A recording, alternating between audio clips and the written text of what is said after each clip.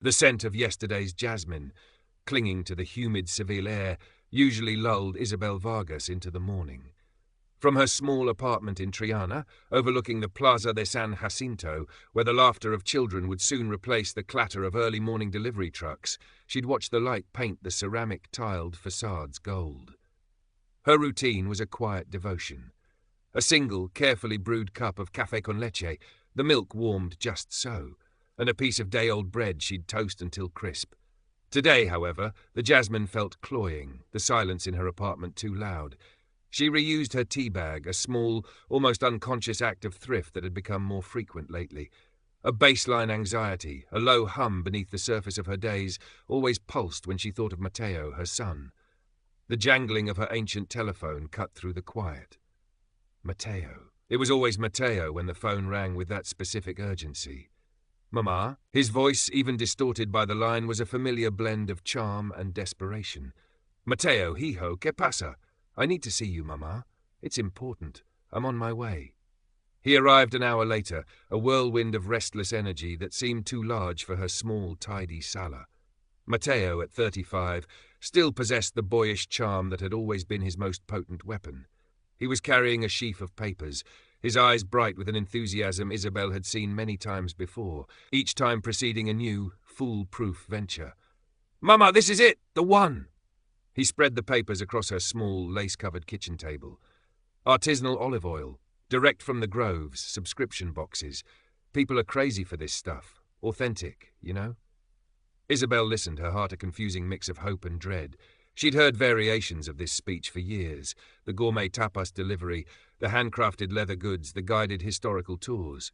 Each had started with this same fervent conviction. It sounds ambitious, hijo. Ambitious is good, Mama, but I need a bit of capital to get it off the ground. Just a loan. This time I swear it's different. I'll pay you back with interest.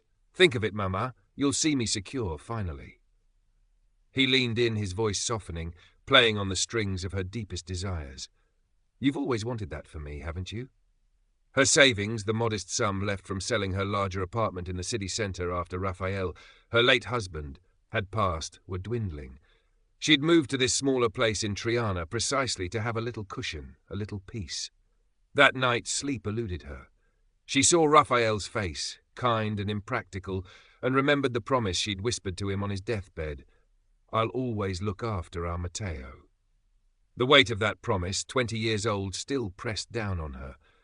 By morning her doubts were pushed aside, buried under layers of maternal duty and a desperate flickering hope. She would give him the money. Isabel stood in the cool, marble-floored bank, the withdrawal slip trembling slightly in her hand. The teller, a young woman with kind eyes, counted out the euros. It was a significant portion of what remained. Matteo's elation upon receiving the cash was a brief, bright flare that warmed Isabel, but an underlying unease settled in her stomach as he left, full of promises. Weeks turned into a month, then 2. Isabel started buying the cheaper brand of coffee, the one that left a bitter aftertaste. Her daily walk to the Mercado de Triana became a more calculated exercise in finding bargains. She declined Carmen's invitations for their usual afternoon merienda at the little café by the river, pleading vague errands. Carmen Rivera, her friend of 40 years, was not easily fooled. She arrived one afternoon unannounced, a small bag of churros in her hand. Carmen was a pragmatic woman, her own children grown and independent, her life comfortably settled. She took in Isabel's slightly more worn cardigan, the faint shadows under her eyes. Isabel, cariño, you look tired, Carmen said, her voice gentle but direct as she set the churros on the table. Is everything all right? Isabel forced a smile. Everything is fine, Carmen. Just a little busy. Matteo's new venture? Carmen's eyebrow arched. He's on the verge of something big, Isabel said, a little too quickly, a little too brightly. Carmen simply nodded, her gaze knowing, and changed the subject, but the unspoken questions hung in the air. The something big was slow to materialize. Matteo's artisanal olive oil business, like its predecessors, seemed to stumble. Soon he was back, not for large sums, but for smaller amounts, for marketing materials, Mama, or a sudden issue with a supplier. His visits became more frequent, his charm a little more strained. He started using her apartment as an impromptu office, leaving stacks of papers on her meticulously dusted surfaces, taking calls that filled her quiet space with his agitated voice. Then came the requests for domestic help. "Mama, could you just drop off this laundry for me? I'm swamped." Or he'd appear at her door near dinner time, looking boyishly helpless. "I completely forgot to eat today." Isabel found herself cooking for him, washing his clothes, her small apartment feeling less like her sanctuary and more like a service station. A quiet resentment began to simmer beneath her practiced compliance. Once she tried to refuse a particularly demanding errand. "Matteo, I'm a little tired today." The crestfallen look on his face, the subtle droop of his shoulders was enough to make her give in. "Oh, all right, Hijo, just this once." But it was never just once. The dizzy spell hit her in the middle of the bustling Mercado de Triana, surrounded by the vibrant colours of fresh produce and the loud calls of vendors. The world tilted, the sounds receded, and she had to grip a nearby stall to keep from falling. A kind fruit seller helped her to a chair, gave her water. Shaken, Isabel made her way to the local Centro de Salud. The doctor, a young woman with a no-nonsense air, took her blood pressure. "Senora Vargas, your pressure is too high. You need to rest, reduce stress. Are you under any particular strain?" Isabel mumbled something about an overactive son. The doctor's bill, though not exorbitant, was another worry, another small chip from her dwindling resources. That evening, she tried to talk to Matteo. She explained about the doctor, her voice tentative. "Matteo, I'm a bit worried about my finances too, with these extra expenses." He was scrolling through his phone, half listening. "Don't worry, Mama, it's fine. I told you I'll pay you back everything soon. This business is just a bit slow to start, that's all." He didn't look up. His casual dismissal, his complete lack of concern for her well-being, hit Isabel with the force of a physical blow. It was a turning point.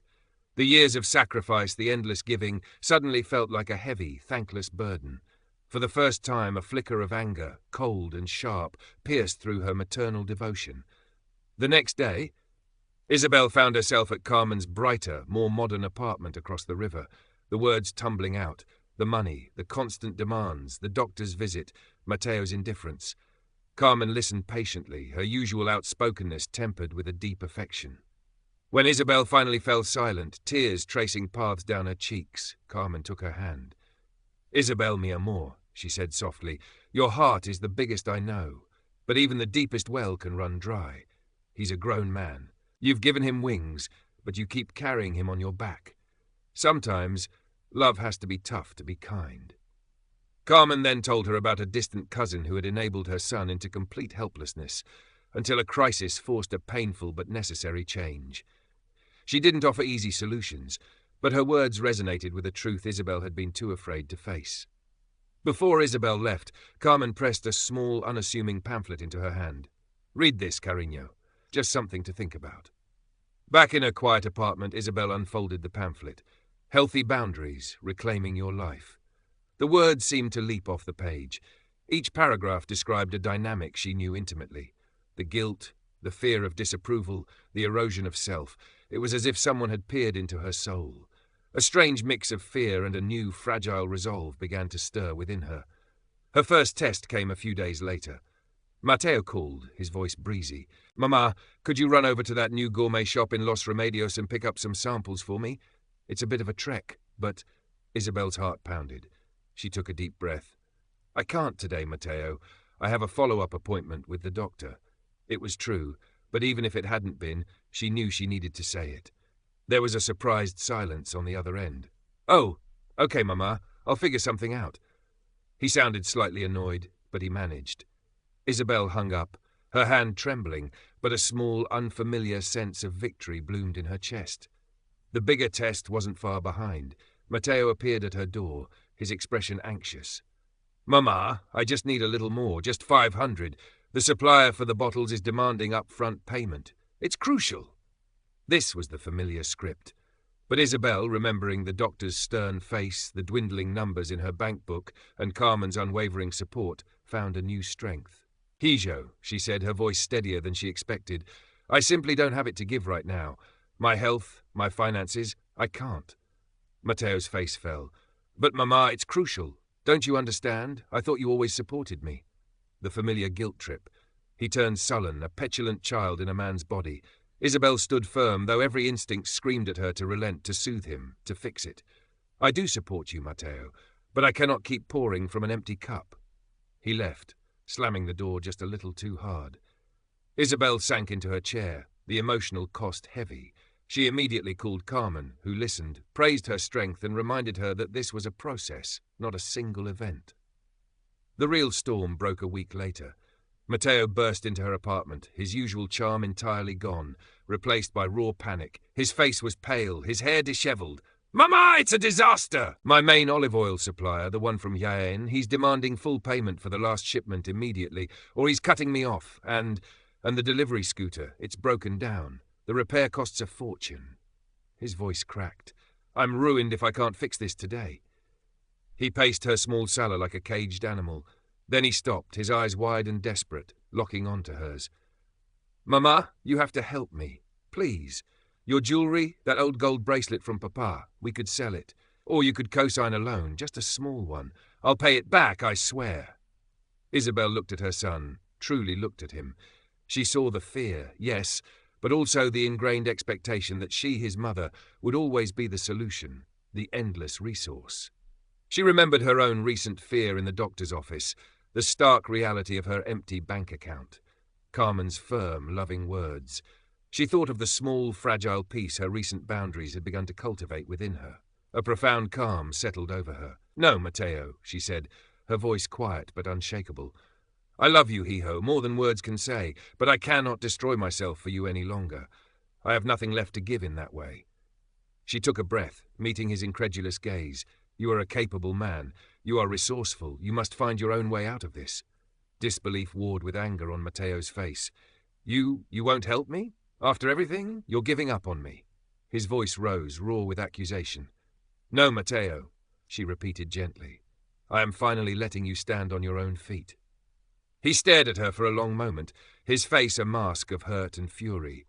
Then, with a choked sound, he turned and stormed out, the door slamming behind him with a finality that echoed through Isabel's small apartment, leaving her shaken, heartbroken, but also with a strange, painful sense of lightness. She had done the right thing, for both of them. The weeks that followed were filled with a strained, heavy silence. Matteo didn't call. Isabel resisted the overwhelming urge to reach out, to check on him, to smooth things over. She leaned heavily on Carmen's steadfast friendship. With Carmen's encouragement, she joined a gentle walking group that met by the Guadalquivir River. She rediscovered her old sewing machine, tucked away in a cupboard, and found a quiet joy in stitching colourful fabric into cushions for her own sofa, the whir of the machine a soothing counterpoint to her anxious thoughts. She worried about Matteo constantly, but a new resolve was taking root. His life was his to navigate.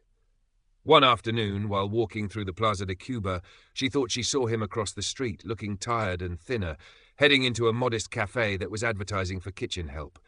Her heart lurched, but she didn't cross the street. Then, one evening, the phone rang. It was Matteo. His voice was different, subdued, hesitant, stripped of its usual confident bluster. "Mama? Just wanted to see how you are." It was brief, almost awkward, but it was a start. He didn't ask for anything. Months passed. The silence between them gradually thawed, replaced by infrequent, cautious calls.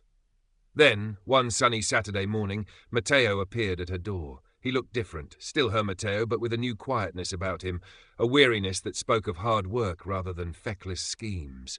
He was holding a small, potted rosemary plant. "For your balcony, Mama," he said, a shy smile touching his lips. They sat at her kitchen table, the scent of rosemary mingling with the coffee she brewed. He told her, without his usual bravado, that he'd found a job working in the kitchen of a small restaurant. It wasn't glamorous, he admitted, but it was steady. He was slowly starting to pay off some of the debts from his failed olive oil venture.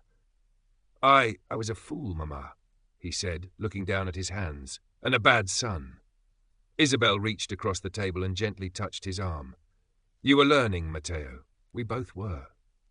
The conversation was lighter than it had been in years, unburdened by unspoken demands or simmering resentments. He asked about her walking group, admired her new cushions, When he left, he hugged her, a genuine, warm embrace. Isabel watched him walk across the plaza, his shoulders straighter than she'd seen them in a long time. A profound peace settled in her heart. She was still his mother, her love for him undiminished.